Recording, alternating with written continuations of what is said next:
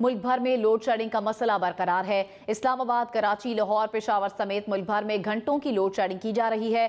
कराची में 6 से 8 घंटे की लोड शेडिंग जारी है। बाज़ इलाकों में लोड शेडिंग का दौरानिया 12 घंटे तक है। लाहौर में बिजली की लोड शेडिंग का दौरानिया 7 से 8 घंटे का है। इस्लामाबाद में 4 घंटे तक लोड शेडिंग की जा रही है।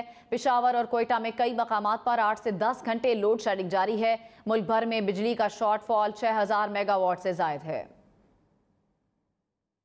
कराची में शहरी शदीद गर्मी के साथ बिजली की लोड शेडिंग के मसले का शिकार हैं। न्यू कराची, नाला स्टॉप और सिंधी होटल के इलाके में 24 घंटे से बिजली गायब है। गुलजार हिजरी, बल्दिया टाउन और बनारस के इलाकों में 8 से 12 घंटे की लोड शेडिंग की जा रही है। सुरजानी टाउन, गार्डन और लियाकताबाद के मकीनों को 6 से 8 घंटे की लोड शेडिंग का सामना है। लियारी और गार्डन के इलाकों में रात गए 4 घंटे की लोड शेडिंग की गई। तर्जुमान के इलेक्ट्रिक के मुताबिक केई को 350 मेगावाट बिजली की कमी का सामना है। केई मौजूदा हालात में बिजली की तरसील जायज सारिफीन तक यकीनी बनाने के लिए इक़दामात कर रही है। शदीद गर्मी में बिजली गायब होने से शहरियों की जान पर बनाई है। 1-2 नहीं बल्कि 10 से 14 घंटे तक बिजली की बंदिश ने शहरियों को चकरा कर रख दिया है। मुल्तान, गुजरांवाला, रायवेंड, साहिवाल के शहरी लोड शेडिंग से परेशान है। कश्मोर, जहानिया, फोर्ट अब्बास, जतोई समेत मुख्तलिफ इलाकों में शहरियों का बिजली की तवील लोड शेडिंग से जीना महाल हो गया है। लोड शेडिंग टोबा टेक्सिंग में भी हो रही है। पिंडादन खान, दीना, कोडेजी और कमालिया में भी घंटों की लोड शेडिंग जारी है। वज़ीर इत्तलात मरियम औरंगजेब ने कहा है कि 6 से 15 जून तक 3.5 घंटे की लोड शेडिंग होगी। 16 से 25 जून के दरमियान साहिवाल कोल प्रोजेक्ट की बिजली सिस्टम में शामिल हो जाएगी, जिसके बाद लोड शेडिंग का दौरानिया 3 घंटे पर आ जाएगा। 29 जून तक कराची के प्लांट से बिजली आने के बाद सिर्फ 2.5 घंटे की लोड शेडिंग होगी। 30 जून तक पोर्ट कासिम मंसूबे की बिजली भी सिस्टम में आ जाएगी, जिससे लोड शेडिंग का दौरानिया 2 घंटे पर आ जाएगा।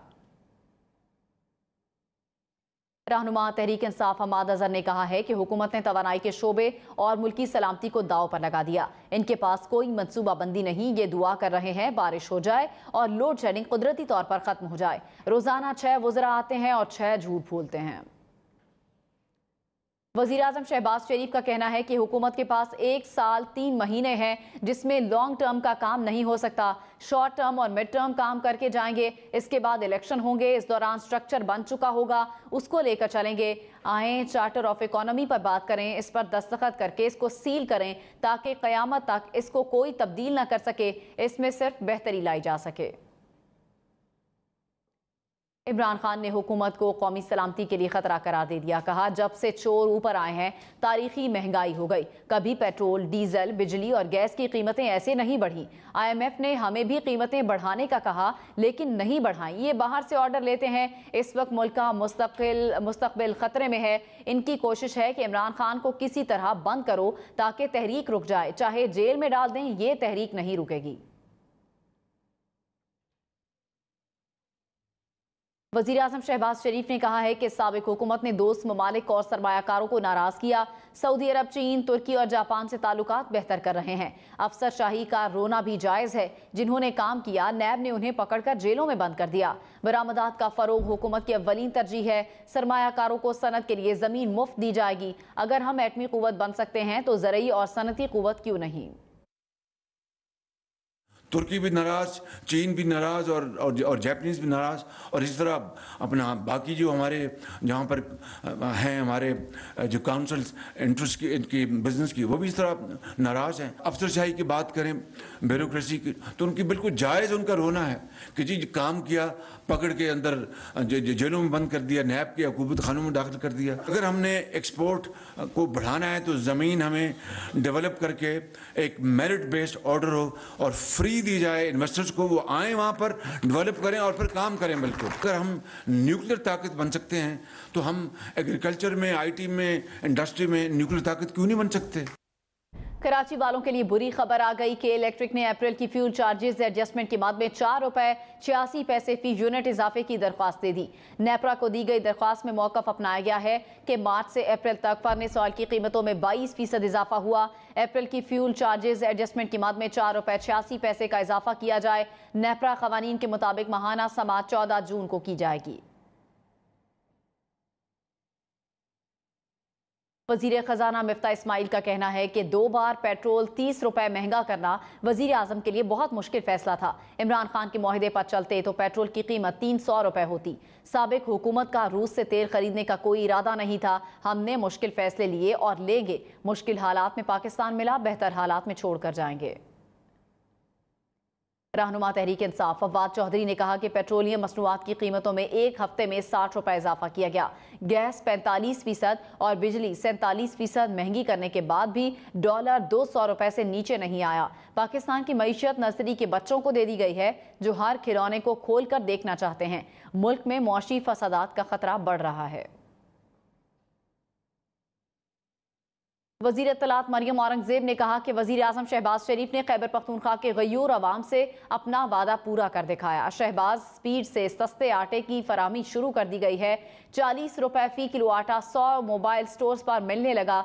सूबे को एबटाबाद और पेशावर जोन्स में तकसीम किया गया है। सस्ते आटे की फरोख्त के मकामात की मजमूई तादाद 2000 से जायद की जाएगी। वेस्ट इंडीज की एक टीम के कप्तान का कहना है कि पाकिस्तान में सिक्योरिटी का मयार बहुत अच्छा है। हमें पाकिस्तान में खेलना अच्छा लगता है। मौसम गर्म जरूर है, लेकिन हम अच्छी क्रिकेट खेलेंगे। कौमी टीम के कप्तान बाबर आजम ने कहा कि पिच को चेक करके बैटिंग या बॉलिंग का फैसला करेंगे। कोशिश करेंगे कि अच्छी क्रिकेट खेलें। वजीर आला पंजाब हमजा शहबाज ने बिलावल हाउस लाहौर में साबिक सदर आसिफ अली जरदारी से मुलाकात की है। पीपल्स पार्टी और नून लीग ने ज़िमनी इलेक्शन मिलकर लड़ने पर इत्तेफाक कर लिया है। वज़ीर आला पंजाब हमजा शहबाज ने बिलावल हाउस लाहौर में साबिक सदर आसिफ अली जरदारी से मुलाकात की। इस मौका पर वज़ीर आला सिंध मुराद अली शाह, शर्जील मेमन, डॉक्टर आसिम, पंजाब के सूबाई वज़रा सैयद हसन मुर्तजा, अता तारड़, मलिक मोहम्मद अहमद अली, ख्वाजा सलमान रफीक, सैयद अली हैदर गिलानी भी मौजूद थे। मुलाकात में बाहमी दिलचस्पी के उमूर, सियासी सूरत हाल और वर्किंग रिलेशनशिप पर तबादला ख्याल किया गया। आसिफ अली जरदारी ने हमजा शहबाज को पंजाब की वजारत आला का मनसब संभालने पर मुबारकबाद दी। मुलाकात में पंजाब में 20 सूबाई नशिस्तों ज़िमनी इंतखाबात मुश्तरका तौर पर लड़ने पर इत्तफाक किया गया। हमजा शहबाज और आसिफ अली जरदारी ने वर्किंग रिलेशनशिप को मजीद मजबूत बनाने के अज़्म का इआदा किया और कहा कि इमरान नियाजी के गैर जमहूरी हथकंडों का मिलकर मुकाबला करेंगे।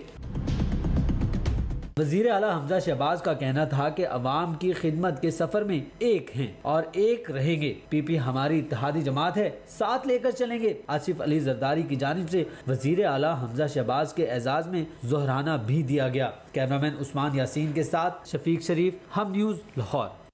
पंजाब के 20 हलकों में ज़िमनी इंतखाबात के लिए पहला मरहला मुकम्मल हो गया है।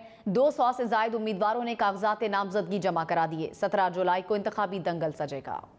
पीपी हल्का 217 मुल्तान की नशिस्त के लिए 21 उम्मीदवारों ने कागजात नामजदगी जमा करवाए। मुस्लिम लीग नून की जानिब से शेख सलमान नईम, जबकि पाकिस्तान तहरीक इंसाफ की जानिब से मखदूम जैन कुरैशी ने कागजात जमा करवाए। पीपी 97 फैसलाबाद से 18 उम्मीदवार मैदान में आ गए। पीपी 288 डीजी खान से 11, पीपी 272 मुजफ्फरगढ़ से 14 और पीपी 273 से 11 उम्मीदवारों ने कागजात जमा करवाए। पीपी 282 लिया के लिए खातून समेत 17 उम्मीदवार, जबकि पीपी 90 भक्कर 2 से 15 उम्मीदवारों ने कागजात जमा करवाए।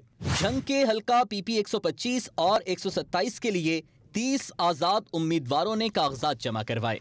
पीपी 140 शेखुपुरा के लिए 40, जबकि पीपी 202 साहिवाल के लिए 16 उम्मीदवारों ने कागजात जमा कराए। पीपी 83 खुशाब और पीपी 237 मिंचनाबाद से भी उम्मीदवारों ने कागजात जमा करवा दिए। आलमी सबमरीन केबल में फनी खराबी के बायस पाकिस्तान समेत कई ममालिक में इंटरनेट की फराहमी मुतासर हुई है। PTA के मुताबिक सबमरीन केबल में फनी खराबी मिस्र और इटली के करीब पेश आई है। मिस्र के करीब फनी खराबी दूर कर दी गई है, जबकि इटली के करीब IMV केबल की मुरम्मत का काम जारी है। पाकिस्तान में इंटरनेट सर्विस बहाल कर दी गई है। सिक्योरिटी फोर्सेस ने शिमाली वजीरिस्तान और बलूचिस्तान में अलग अलग ऑपरेशन करके 4 दहशतगर्दों को हलाक कर दिया है। ISPR के मुताबिक सिक्योरिटी फोर्सेस ने शिमाली वजीरिस्तान के इलाके हसन खेल में ऑपरेशन किया, जिसमें 2 दहशतगर्द मारे गए। मारे जाने वाले दहशतगर्द सिक्योरिटी फोर्सेस पर हमलों में मुलव्विस थे। दहशतगर्दों के कब्जे से भारी मिकदार में असलहा और बारूद भी बरामद कर लिया गया। दूसरी जानिब बलूचिस्तान के इलाके नोशकी के परोद की पहाड़ों में भी दहशतगर्दों की मौजूदगी पर सिक्योरिटी फोर्सेस ने ऑपरेशन किया, जिस पर 2 दहशतगर्द हलाक हो गए।